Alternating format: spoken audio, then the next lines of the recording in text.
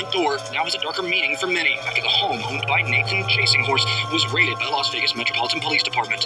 Police now say Chasing Horse abused his power and spiritual influence as a medicine man to groom indigenous girls and women for sex, all under what they described as a cult called The Circle in this arrest report. I can't think of anybody I know who hasn't been sexually assaulted. Visionary Whitehead says Native women and girls are frequently targeted as victims of sexual assault, but largely from people outside of the tribes. She says the fact Chasing Horse is accused of using a culture that's been systematically erased for centuries to exploit his own people makes it worse. I'll never get to do certain dances or know how to wear these things. These things that should be mine are gone.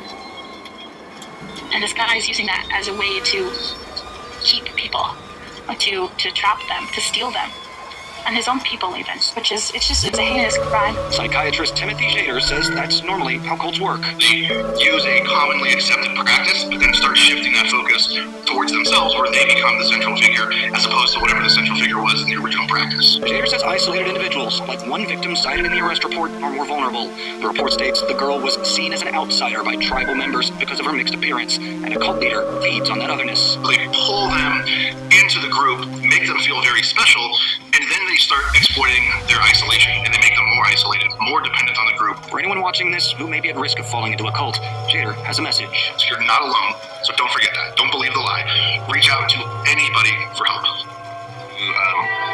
Fight mode? Jason Smith says he tried to do everything he could to save his son. We have to do what we have to do to try to get him better. At just 13 years old, a diagnosis of leukemia. I just remember hearing those words and then having to look at his mom and him, and they broke down. Justice Smith Hilton was a hockey player, a champion dancer at powwows, and from birth he had been raised in his native culture through teachings and ceremony. His energy was pure, and he was beautiful. He says Justice underwent chemotherapy for 18 months, and while it appeared to be helping, it also caused complications. He struggled. The family then turned to Nathan Chasing Horse, an actor from the movie Dances with Wolves who claims he's a medicine man. We were under the impression that this man could save our son. They drove from the Toronto area where they lived to Las Vegas in early 2020. He says he gave Chasing Horse and his several wives gifts and food, and then Chasing Horse performed what's referred to as a dark room ceremony. To us, it was very powerful. And how was Justice feeling after that first ceremony? He was in high hopes. He was excited.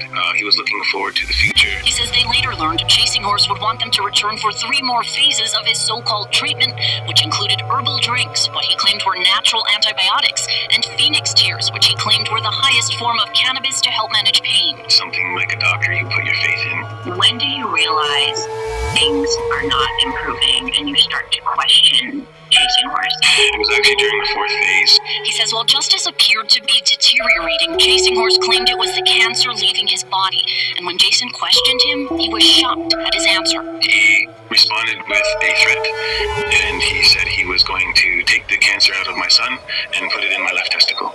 4 months after the family turned to Chasing Horse, Justice took his final breath. It's devastating. To lose a child under those circumstances, there really is no words for it. In January of 2023, Chasing Horse was arrested in Clark County for sex crimes against children, sex trafficking, and more. Now he also faces federal charges. There's a warrant in Montana and another in Canada. The 46-year-old man is accused of victimizing Indigenous women and children for 2 decades. Now Jason says he believes he knows why his family may have been a target. I think there was motive to kind of groom my daughters. He says Chasing Horse was never alone with his daughters, but he does recall Chasing Horse disappearing for hours with his son at least twice toward the end of the teen's life. It was questionable. I'm not sure what would happen on these trips. He says he believes Chasing Horse and his alleged cult known as the Circle manipulated his family during the most vulnerable time. When people say, well, if you knew, then why would you be associated? Well, you don't really know, especially when your focus is on somebody like my son with an illness. When your focus is on them 100%, you don't see what's going on around you. Do you believe Nathan Chasing Horse is a medicine man? No, I don't. Do you believe he's a predator? Yes, I do. Do you believe Nathan Chasing Horse is a cult leader? Yes. He says he believes Nathan Chasing Horse should remain behind bars and also be held accountable for taking away his son's chance at life. Do you feel like you paid the ultimate price as a parent? Yes. Yes, we did. There's nothing worth more than your loved ones, right? And especially your children. There's no price that you can put on, that kind of connection, that kind of love. I lost my best friend. Vanessa Murphy, 8 News Now.